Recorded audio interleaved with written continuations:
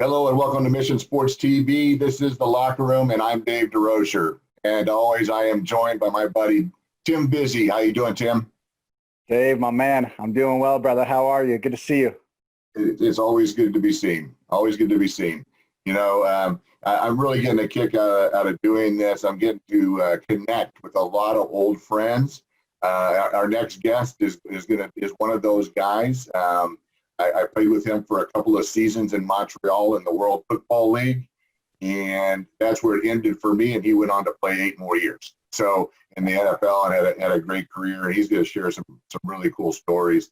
When I think back to growing up and being a young kid playing sports, playing soccer, baseball, basketball, rotating, and then I had a younger brother doing the same thing. Right.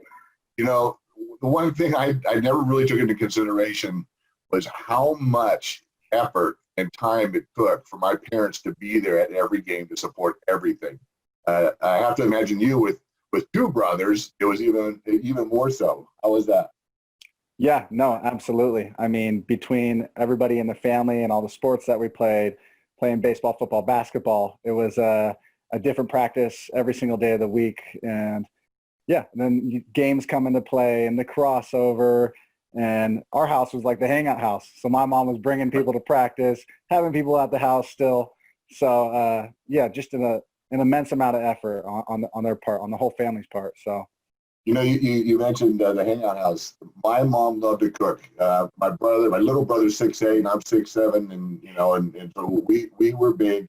I distinctly remember one afternoon, my mom making 6 dozen burritos, 72 burritos. For myself, my friends, and at the 35-year reunion, my buddies were still saying about, hey, does mom still make burritos?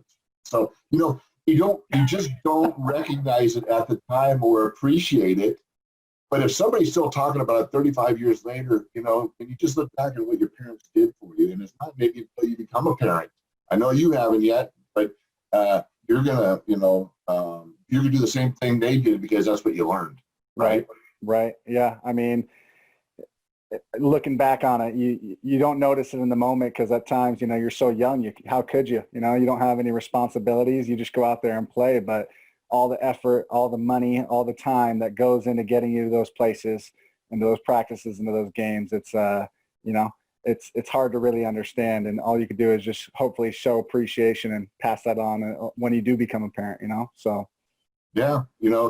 Every day. You get the peanut butter and jelly sandwich. You don't think about, somebody had to make it. Somebody had to earn the money to buy it. You got the brand new baseball bat. You got to your practices on time. All those things that parents just do for you, and you don't realize how much they're sacrificing of themselves, not just their time, but their money and everything else to make sure you get the support that you need. And even more difficult, and what we're seeing a lot more today, is those single family or single parent homes. Right. And gosh, if you're a young person and you're in that situation, you've got to appreciate all that they're doing, and if you think that they're falling short, they're doing all they can, I can assure you. Yeah, man. Just hats off to all the parents out there making it happen and everyone that's helping, fulfill a kid's dream and give them that opportunity of going out there and playing. So thank you guys for that, for real. Yeah. I look back and so not only were they at every game, Dad did his best to coach soccer. He knew nothing from soccer. And we're 7 years old running around. And so we had this one kid, Pete and I distinctly remember because I played goalie. I never even touched the ball because Pete just ran all over the place, scored goals, and we went undefeated. And so my dad thought he was the greatest coach ever. I thought I was the greatest goalie ever. And really, neither of us did anything other than let Pete kick the ball. That was too good. But he volunteered and coached Little League baseball. My dad did not have a sports background. He was 6'7", but he did not have a sports background, but he did that for us. Going all the way through, to San Diego State, they were at every game. After every game, all my buddies look forward to coming out to the DeRocher's truck because Dad had a 6 foot sandwich and drinks for everybody after, and that's the kind of parents that I was blessed to have. Right. And when you get to college, you do get a little bit older. You do see, I mean, that's really cool, and your buddies think it's cool, so you're proud. And then even in the NFL, and the games they were able to travel to and to attend, it means a lot. But if you're a young person, even if it's just little league, even if, no matter what it is, even if it's not sports, just recognizing all the things that your parents sacrificed to make your life as good as it can possibly be. Right. I mean, it didn't feel right if the family wasn't in the crowd watching. If you were at Little League and you got a base hit, you hope they were watching in the crowd, clapping and yelling your name, because that made it all worth it. You weren't just playing for you and your teammates, but the name on the back of your jersey and your family in the stands. So one of our other guests that we had, or that will be coming on, Marcus Williams, shared with us about his mom, and his mom runs his camps, and even so, into the fact that he's, a 20-something young man, mom is still very much involved, and he owes a lot to his mom. And I think back to my childhood, aside from sports, mom was the catalyst for us to be the church, and for us in our faith. And I think that that's another role that parents play. And if you're a young person, you're thinking, oh my gosh, I have to get up and go to church. And once again, not till later do you realize that what a foundation that that is being laid for you, that you can refer back to and look to upon with just good feeling, and not only that, but having that foundation. Yeah, no, absolutely. Having those morals and those characteristics built into your life from that early age, it carries on. And I think the parallel with sports is just, it's never ending, right? The type of person that God says that you're supposed to be, and then bringing that onto a team and being that way for your teammates. The correlation and the crossover, that's what it's all about. Yeah. So like I said, our guest is Jeff Novak, and he has a very successful construction development business based out of Austin, Texas. And I don't know if we're going to post any pictures of Jeff and I. I was a little bit older, and so I always felt like I had to tell him what to do. And good for him, he never listened. But he was just he was just one of those guys that carried himself a certain way that attracted all the players. He carried himself. You could tell he was a man of character and of faith. And it just exuded. He didn't have to say it. It's just that's how he was. And I think that's why he was able to get along with everybody on the team. And so I'm looking forward to speaking to him. I'm looking forward to you meeting him, because you're gonna dig him. He's a cool cat. Can't wait. Let's do this. Right on. Hey, we'll be right back, and join us in the locker room. Hey, Tim, real quick, make sure that you continue to remind people where they can find us.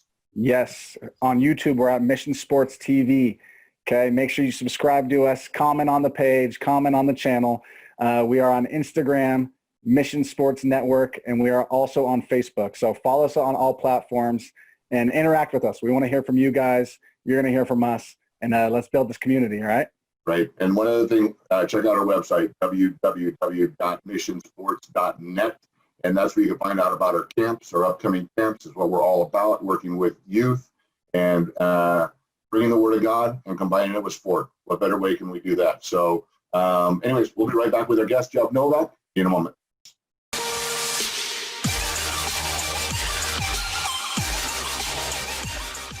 Hey, welcome back to the locker room. We are joined by our guest and my former teammate, Jeff Novak. Hey, Tim, why don't you introduce our guest? Jeff, welcome. Talking about your playing career, you started on as a walk-on at Texas State as a QB. Then you switched positions to offensive line, where you earned All-American honors and were named to the Southland Conference All-Decade team. Got drafted, played 8 years in the NFL. You're the founder and CEO of 3 very successful companies, the most recent being the Novak Brothers, a $250 million real estate and development company. Welcome to the show. Thank you. I appreciate you guys having me. Hey, so he forgot one thing, and everybody forgets this. The 2 years we were teammates in the World League up in Montreal, believe me, I say the World League, people go, oh yeah, I've heard of that. No, you haven't. No. Nobody heard of the World League, but I'll tell you what, we've already talked about this a little bit too, just I mean, fun years. And I look back at them and my friendship with you and you know, how much fun we had. It's a great memory for sure. Well, for me, it was more than just a memory. Honestly, it was an opportunity. You know, I was a small school. You know, like Tim said, I walked on in college, was a small school kid, and grew a bunch, and went from being a quarterback and a defensive back in high school who didn't get recruited to a left tackle in about a 36-month period, right? And because I didn't walk on till the end of my sophomore year, because I had broken my left elbow into my senior year in college, in high school, and I had 2 surgeries on it over a 24-month period. So I walked on really going into my junior year scholastically, and you know, 20 months later, I got drafted by the San Diego Chargers. So you know, it was really for me. You talk about being green, and had I not had the World League, you know, because they took me because I was athletic and I could run, and I could do those things. But as far as being an offensive lineman and ready to play in the league, that wasn't me. And so my 2 years in the World League were critical to my development and being able to kick and fight and scratch and earn a job for 8 years as a career backup. Well, you know, it's just we're talking about it, and I'm going to spend another minute on it, because you know, for me, and this is so I'm being selfish, because I look back at it, and I remember showing up to camp and seeing you at 6'5", 290, running a 4.7 40. I'm like, what the heck is this guy doing here? You know, I could barely log out a 5'1". I think that, of course, that was about 360. So maybe I had a couple pounds on you. You had a few pounds. and the hair waving me back. But one of my fondest memories was the second season. I was late coming back because I frankly didn't want to do it. And Jacques and the general manager talked me into coming back. And really my heart wasn't in it. And it was about a few weeks into camp. And it was looking like this kid from Green Bay was going to beat me out. And I remember you sitting me down going, DeRocher, are you really going to let that guy beat you? and it was like that afternoon. They're like, dude, where you been? You know, so, you know, you in one statement, you know, kept me around another season. And I'm glad that you kind of slapped me around a little bit. Anyways, hey, one thing we always like to share, most of our audience are young athletes. Talk to us about growing up and how sports and faith played a role in your adolescence. All right. You know, I think that my story is a little bit different in kind of my walk, you know, and my faith. I would say my faith kind of was revealed to me more when I made it into the league. And let me explain kind of how that was. You know, I grew up with 6 brothers and sisters, and my father never, ever missed a game. I mean, never. My entire life until I got into the NFL. He missed some World League games, but he also made a bunch of games. But he never missed a game. And he used to stand in the stands like this with his fist up in the air, I think in large part to get credit for being there, right? He would stand like that until I saw him, and I'd look over and be like, okay, old man, sit down, I got you, I see you out there. But he did it every game I ever played in. And I remember one time in college, we were in Natchitoches, Louisiana, and there was a tropical storm that had rolled through. And this is before the lightning rules and stuff, you know, that, you know, the lightning would strike and everyone would just go, whoa, whoa, you know, and but you kept playing, right? There wasn't a 30-minute delay where you went in the locker room, you just kept playing. I remember the rain was coming down sideways before kickoff, and we were just about to go out on the field, and one of my teammates said, Novak, you're old man, what in the hell? He's still standing up with his fist in there. And he was the only guy in the stands. It wasn't like I could miss him, right? A little Division I AA game, it was raining sideways, and there he was. And I remember just thinking, gosh, that crazy son of a gun, man, he is always up there, always standing there. And my first NFL start was in Jacksonville in 1995, and I was starting opening day against the Houston Oilers, and Ray Childress was the right defensive end, and I was starting at left tackle. And I remember getting announced and coming through the tunnel and them saying, you know, starting at left tackle out of Southwest Texas State is Jeff Novak. And I ran onto the field, got to the 50-yard line, and the stadium was packed. It was like Super Bowl Sunday in Jacksonville. You know, I mean, it was the inaugural season, first game ever. They don't have any pro teams in Jacksonville. And the place was just absolutely going crazy. The Blue Angels flew over. I mean, it was incredible. And I look up in the stands, had no idea exactly where my dad was. I knew where the club tickets were, but I glanced up there, and it was honestly, it was like divine intervention, man. My eyes went right to my pops, and he was standing there with his fist in the air. And you know, it still chokes me up. Yeah, now, man, it's getting me too right now. Shoot. Hit me. That's powerful, man. And I go right to him, and he's standing there like this, and I put my fist up, and he's and then we go to the sidelines, and I know I'm about to start my first NFL game, and the old man's in the stands. And I remember just kind of at that point having this epiphany, you know, that we all succeed, you know, we all accomplish because of those people that showed up in our lives, you know, and he always showed up. And not too long after that, Mark Brunell and Tony Baselli, who were born again Christians, you know, were all over me about being raised in a Catholic home, you know, because to a lot of super young Christians who were, you know, kind of charismatic in their ways, you know, think that the Catholic Church is not even a Christian church, you know, because of the traditions that come with the Catholic Church. Right.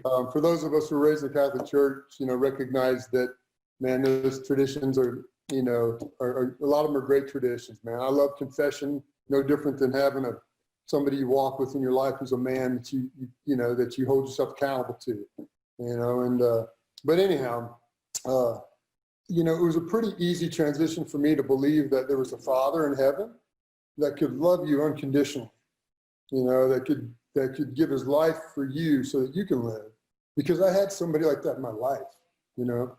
And so it wasn't a big stretch for me to believe that there was somebody out there, you know, that could love me like a son, because I had that example in my life. And you know, I think when I think about the problems in this world, for me, they always drive down to kids who don't have fathers that can be that example of a father, so someday they can believe in the Father. And you know, so for me, my faith, I think, like I said, I was raised as a Catholic kid. Probably stayed in line more because I knew my dad was crazy enough to kill me than I was because I was fearful of going to hell, right? You know, but as I grew up, you know, those seeds that were continuing to be planted by my parents through their example and their unconditional love and through their, you know, what they believe in family and their faith, kind of revealed themselves, honestly, opening day in Jacksonville when I just kind of was overwhelmed with the understanding that I was there because of all those people that poured into my life, not because of me. Very cool. Man, yeah, having someone like that at every game, I can only imagine. It wouldn't even feel right if they weren't there, you know, and just being able to see that and have that assurance. It's that had to do something to your heart and your mind, and translated to the field, I'm sure. No doubt. And it transcends athletics. You know, I mean, those things that all of us learned in sports transcend athletics. They, you know, team and accountability and all those things, but showing up for people, right? Showing up for your team, your work team, your family team, you know, and filling them up with what they need to be successful, you know, and doing your part. So it was always amazing to me, you know, my wife came from a very different family, and I don't miss any of my kids' stuff. You know, I got my youngest son played football at TCU and was a tight end and started his last 2 years. Same deal, man. He played basketball in high school, walked on his junior year, and ended up being a starter. Big, strong, fast kid. And my other son played at Texas State, and my two daughters, one of them plays volleyball at TCU and one at Mary Hardin Baylor. And I don't miss their stuff. And Kim's like, you're out of your mind. You know, you're driving all the way to Fort Worth for a 6:30 game on a Tuesday night, and then driving back at 1 a.m. And you know, it's normal, right? I mean, like my old man did it, right? And it changed my life, right? So it does. It's the most important thing. And you know, my faith is the most important thing in my life. But I have a board I keep up here in my office that I just talk about my blessings, and it starts with my faith, my family, my father, you know, and I just go through those things and remind myself every day when the proverbial, crap hits the fan, like it has here with COVID-19, that those things that really matter, aren't affected by, by the stock market. Yeah. But what I talk about is the apocalypse du jour. Yeah. It's always going to be something, man, every day. And you have to have those priorities and that base, that foundation. And it's great that you have it right up there on a board. No doubt. So go back to being that walk-on, and then your path to the NFL was a little bit different, right? You did play the 2 years in the World League. You weren't defined early on, but then you went on to have that 8-year successful career. How did faith play a role in that? And, reminding yourself that, I still got what it takes in taking the step and living that faith out. Yeah. So I've always been a quiet Christian, right? I say that not in my family life, but I'm not on the corners handing out pamphlets, and some people, that's what they feel like they're called to do. I believe we're all, I do believe we're all called to be disciples. My discipleship is my immediate family, and there's people I work with every day, for them to see through how I act, that there's something different about me, and for them to ask, what keeps you walking the path, I guess my faith in college was again, it was kind of driven through my parents' faith, right? They always believed you could do anything that you dreamed that you could do, and there's never any boundaries on what you could accomplish. And I had to remind myself that. My son called me after 2 years at Texas State, and he's like, "Dad, I want to play college sports." And I was like, "Buddy, you hadn't played, you played basketball 2 years ago. I mean, you're 6'7", you're a big, tall kid, but, you're probably not college basketball material." And he goes, "No, I want to go play Division I football." And I was like, "What? You haven't played football since the 9th grade." And he's like, "Well, so, you always said you could do anything you wanted to do." And I was like, "Man, go get him, Tiger. Go get him. Let's do it." Yeah, let's do it. So I did have to make a few calls into some people that I knew were coaching up at TCU, and they finished number 5 in the country that year. And I said, "I got a kid who hadn't played football since 9th grade and wants to play for you guys." And they said, "Well, that's unusual. Why don't you come up here and show him to us?" And so I brought him up there, and he was a big kid with a big frame, and 230 pounds at the time. And he looked like a kid that might grow into something, so they gave him a chance. But I would say again, my faith, and I think this sometimes is true with a lot of people, that sometimes you didn't even know how strong your faith is until you kind of grow into it a little bit, and you don't know how to really get your hands around where it came from until you grow up and look back and say, "Man, these decisions I made, I didn't even know at the time, but they were based in faith. They were based in my parents' marriage, and them being unashamed of sharing when they were working through troubles, and that their belief in God and their covenant commitment to Jesus when they got married is why they have to work through it, even if they don't feel like it." And and not really thinking much of it back then, but then knowing that that's what marriage is, right? It's about a promise that's bigger than the promise you even made to each other. And so for me, it was kind of, I had these continued kind of aha moments, that happened. Have you guys heard the story about Colonel Plum that does the parachute speech now? No.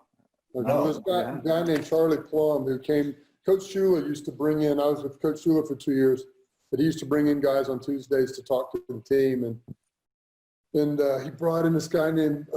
He was a colonel in the Air Force, and he flew a fighter jet. His name was Colonel Charlie Plum, and he flew off the USS Kitty Hawk in the Vietnam War, and he got shot down. Parachuted down, was a prisoner of war for like 5 years in like the Hotel Hanoi, just like the worst conditions you could ever have. And he became a public speaker. He had this great story to tell. And he told this story and was very successful telling it about how his courage and his strength and his love for family and, you know, all these things that were kind of him focused, you know, are what got him through those years. And in large part, those were what got him through all those years of hell. But he was driving with his wife one night in the middle of Kansas. It's an incredible story he told. And he stopped at a diner like at midnight, you know, out in the middle of nowhere, pulled in, and he sat down with his wife. When he walked in, there was a guy sitting in the corner that kind of perked up and looked at him funny. And his wife said, "Charlie, did you see this guy look at us?" He said, "Yeah, I got my eye on him." And so they ordered their food. A few minutes went by, and the guy starts walking over, and he says, "Hey, he's walking over. You know, don't worry. It doesn't look like he's being aggressive." And he came over. He said, "Excuse me, sir, you Captain Charlie Plum?" And he said, "Yeah, I am." He said, "Did you fly 151 missions off the USS Kitty Hawk in Vietnam?" He said, "Yeah, I am." He said, "How do you know all that?" And the guy said, "I packed your parachute." And he said, "Well, thank you. It worked." And Charlie went on to explain to us in Miami that back then those parachutes had like really intricate folding patterns that, you know, something like 19 or 20 different folds that had to be done right or they didn't open properly. And people that didn't take pride in their work and what they did, people would eject from planes and die, right? And the people that did it right, those guys parachuted down. His, fortunately, was done right. He was parachuted down and was captured and became a prisoner of war. But he had this, he said he kind of had this epiphany that night when he was laying in bed, he couldn't go to sleep, saying, you know, because that guy packed my parachute is why I'm here today, you know. And it, you know, there was somebody that worked on my plane, and he said I was a fly boy. And this was really touching for me when I was playing, because you start believing you're a big deal. You're a Miami Dolphin, and you walk around Davie, Florida, Miami, Florida, Fort Lauderdale, and people know you because you're a Miami Dolphin. And, you know, you start to believe that you're something that you're really not, right? Or at a minimum, you're something that you've created that nobody else created. And he went on to say that night, he started feeling real guilty about how he walked around that flight deck. And he never thanked the guy who worked on his plane to make sure it took off properly. He never thanked the guy who made sure his ejection seat was functioning properly. He never gave, you know, 2 minutes to the guy packing his parachute. And here he was, he had this successful speaking career, and he never gave any credit to those people that had filled him up with all those things, right? So he had a pastor that gave him the faith he needed to get through that. He had a coach that gave him this attitude of never quitting and just living to make it through the next day.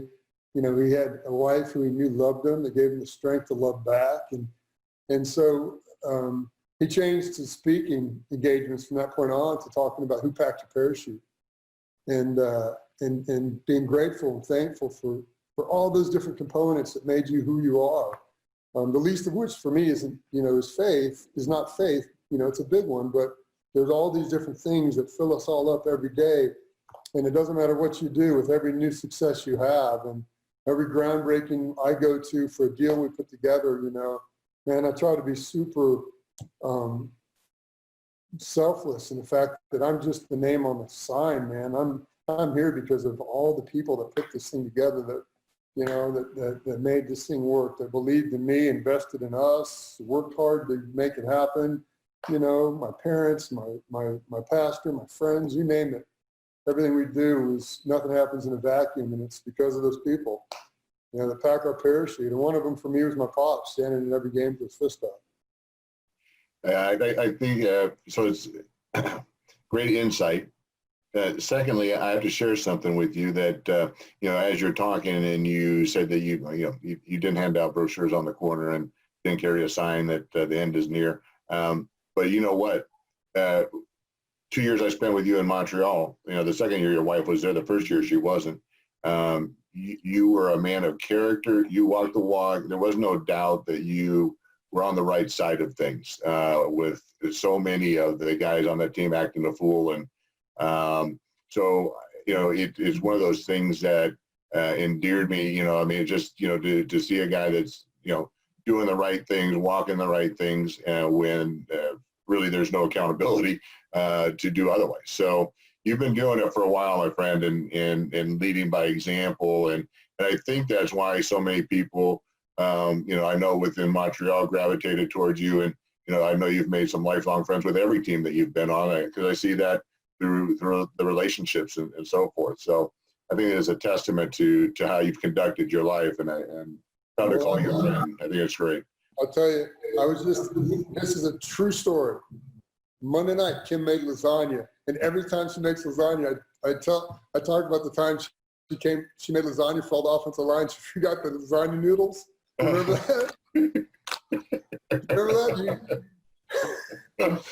Everybody came to our apartment, our condo, and she laid the meat down and then the cheese and forgot the noodle, then the meat, the cheese, and the meat, the cheese. And once it was cooked, you were like, what is this, like soup, man? We couldn't cut it. It was a disaster. But it's the effort. Yeah, so at least once a month, we're brought back to the Belvedere Hotel in Montreal, man, that we stayed at. Yeah. That Lasagna Story. But thank you, David. I'll tell you this too. I know and I think it's like people hang out with like people, right? You want to see what someone's like, take a look at their friends and their kids.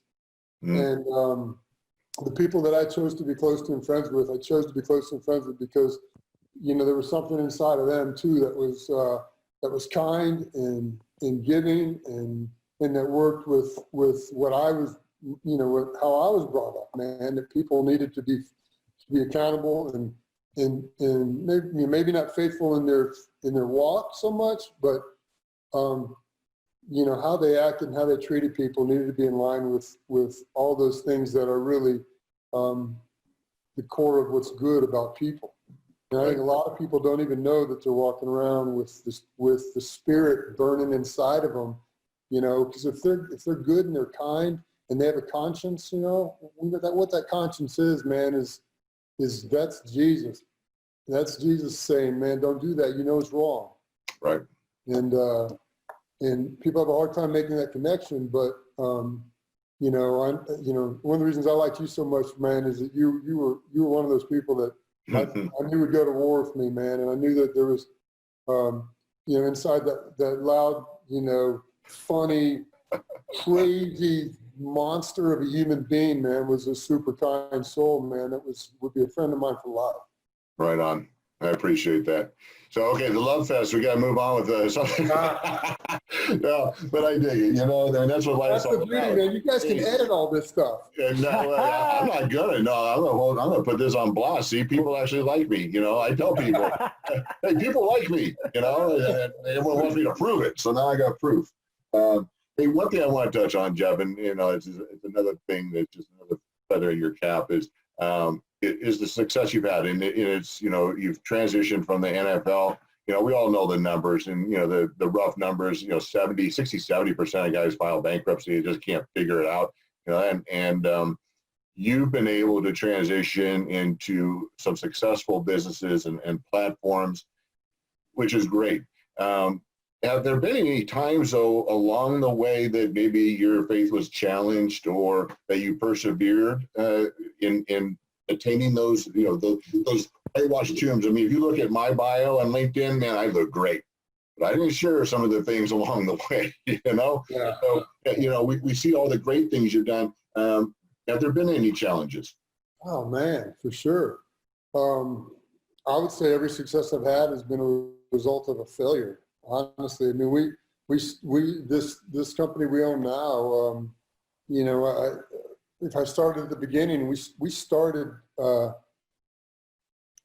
started a security company, a low voltage wiring company when I was still playing football, right? Mm-hmm. When I got done playing, we were doing 400 homes a year and a number of businesses, and I couldn't figure out a way to scratch together more than about 60 grand a year. Now, it's 25 years ago, that wasn't a bad living. But, with 4 kids and a wife that I wanted to stay at home, it didn't feed me the way it needed to. So we decided to try to move into doing something different and build a software solution that would monitor daycares, right? That we're going to do live video monitoring of daycares 25 years ago when it cost you $1 trillion to save that much information, on a server on site. And we tried that. And we fell flat on our face. Lost our tails doing it, but we had this great software solution that was a communication tool for parents at the daycares that we decided maybe we'd work in public schools. And so we spent 1.5 years and a lot of money building a tool that would do websites for teachers and grading for teachers and communications for schools. And we had this ROI for schools so they could save money on what they sent home with kids, you know, with PTA notices. I had 4 kids all getting the same notices every day, the same calendars, the same menus. And so we thought we had that figured out, and we launched it in 2 school districts. It took us 3.5 years, and we fell flat on our face with that. And so we ended up taking that tool and saying, what else would this be valuable for? We thought, you know, real estate developers spend a lot of money on communicating, so let's see if we can turn this into a communication tool for real estate. And so we did, and that's how I built the marketing company, the real estate sales and marketing company. And it was really based on 3 previous failures. And it was going pretty well. 2008 came, and we went from having, you know, 60 employees and doing really, really well. But we were a real estate based sales and marketing company to 7 employees and no revenue. And so you talk about your faith being tested. And so I said, well, what have I learned? You know, what have I really learned? And I thought, well, I've really learned real estate over these last 10 years doing this. Because we became kind of consulting company for real estate developers. And we did all the analytics on what products they needed on site to get certain values for their homes, and you know, what perceived value someone had in a big entrance versus no entrance at all. We got down in the dirt for those guys. And so I felt like we really understood the real estate business. And if I could find the right pieces of property, I had the tools now and the knowledge now to understand what mix of uses to put on it and what I could charge for those uses. I just didn't know how to build them, but I thought I could hire people to build them. I could learn that side of the business. And so it was the failure of that last sales and marketing company that was doing really, really well, that really launched me into what's been the most successful post-football business I've had. But it's been a path of little successes and failures that have created, they've given me the tools to be successful today. And each one of those steps, you know, it was my faith. I never doubted for a second that, you know, that I wouldn't, you know, that if I just was, you know, continued to be faithful, that I'd, you know, I'd be blessed with, you know, with success.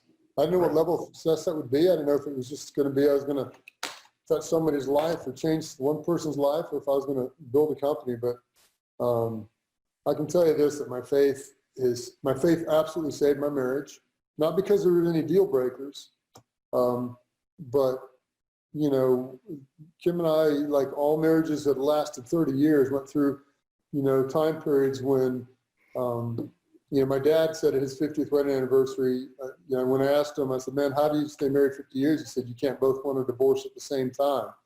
And, you know, but his point was, right, that, I mean, it's sometime each one's going to want one, and somebody needs to be the hero and go, we're not doing it. You know, I mean, there's times, you know, if there's abuse and what I call deal breakers, right? I mean, if there's abuse or drugs or whatever, maybe those things can't be fixed. But we never had any deal breakers, but it would have certainly been easier at times to just throw in the towel than to just continue to push forward. And it would not have happened without you know, without a ton of prayerful, you know, thoughtful intervention from, you know, due to my faith. Man, that's cool to hear that, you know, in every phase of life, whether it's football or business or your relationships, how you've kept that the focal point and at the center, and how it's gotten you through time and time again. So sometimes I wonder if he's not like slapping me off my pedestal, you know, and saying time to refocus, because, you know, it always seems to happen right when you think things are going, just going as good as they could go. Right. Well, finally, thank you first and foremost for all that. Finally, just share some wisdom for our young athletes that are listening. You know what? I'll tell you that my wisdom is for young athletes is this. You know, first of all, you know, put your faith in something bigger than yourself and understand where that comes from. And you know, that I hate the trivial feeling of some of the Bible verses that get quoted all the time, that I believe you can do all things, through Christ who gives you strength. And, the wisdom I would give you here, on a personal level is that, and Dave can attest to this, you got 53 guys on an NFL roster, 50 of them, maybe 48 of them were always the fastest kid on the block. One of the big revelations I had when I got into the league was that the other 40, 45 of them were just like me, man. They were kids that were told you couldn't do it, told you weren't big enough, told you were too fat, you were too skinny, you were too slow, that you didn't have what it took, but they kept fighting. And I thought I had this super unique story of this kid that, no one said would make it. But that was generally the story of most of the guys there. I mean, you have, and if you look at the small school guys and the length of their careers in professional sports versus the big school guys, we always beat them. We always beat them. It's because we were always, we were never good enough, right? So there's something to that guy that's told. I mean, I would say grab a hold of the things people say you can't do, man, and let that be the fuel. Let that be the fuel that drives you. Hey, Jeff, as you're sharing that, I think back to my road too, and nor was I very good. I was, 6'7" and a couple 100 pounds. I was a basketball player and just wanted to play football, but wasn't good. And the word potential was always used on me. And what I gleaned from that is that potential is a nice way of telling a young man he's not very good. Because if you're good, they say, man, you're good. We want you. If you're not, but you might be, well, you have potential. Well, I rode potential all the way to the NFL and in a couple of years in the World League. And it fueled me, right? I wanted to be that guy. I had the capacity to be that guy. I wasn't strong to go into the point where I could bench over 500 pounds, because it drove me. And so I get it. I think it's a great message for young people that are listening and if you have it in you, set the goal high and you just don't know what you might achieve. Now I got to wrap this up, as I'd be remiss if I didn't do this. In honor of Coach Jacques Dussault. And now a man to break the huddle, and that's my best French accent, but that's how we ended every practice. And if you get more than one Montreal machine in the room, especially offensive linemen, and our reunion's too far, we got to get this done. But whenever we get on a call or something, that's just how it goes. That's right. It's a great memory, and it always brings a chuckle. So, Jeff, you do a lot of public speaking and keynote speaking. Is there a way that people can reach out to you and engage you? We'll put it up on our website and in our YouTube deal too. But you maybe just public how people can reach out to you. Yeah, sure. I have a little website out there that's called jeffnovakspeaks.com. That's easy. Super simple. Very cool. Yeah. Hey, man, it was a pleasure. It was a pleasure seeing you and spending a little bit of time with you. And as soon as things open up, I'll be one of your first customers out in the hotel and the restaurants, and we'll help revitalize Georgetown. Man, that sounds good. It was a pleasure meeting you as well. And Dave, man, it's always good to talk. And I appreciate the time, buddy. And congratulations on all your success. I know the gaps. I know all the gaps in your LinkedIn. I have followed you, and so I know where you're sitting today, man, is a victory that is unlike very many, man. And I'm, for what it's worth, I'm super proud of you. I appreciate it. Hey, Tim, tell everybody how they can find us and what to do. They got to like us somewhere. Where they like us? Yes, check out this video, comment. We're on YouTube. Make sure you subscribe to us. We're on Facebook as well. We're on Instagram too, Mission Sports Network. Check us out. Reach out to us. We want to hear from you guys, and you'll hear from us. And let's build this community. Jeff, thank you for those insights and that wisdom today. I think, so many people can resonate with a lot of what you were saying. So really just appreciate you coming on the show and looking forward to reconnecting with you here soon. My pleasure, Tim. Thank you, guys. All right, Jeff, have a blessed day. And thank you all for joining us in the locker room. Be good teammates.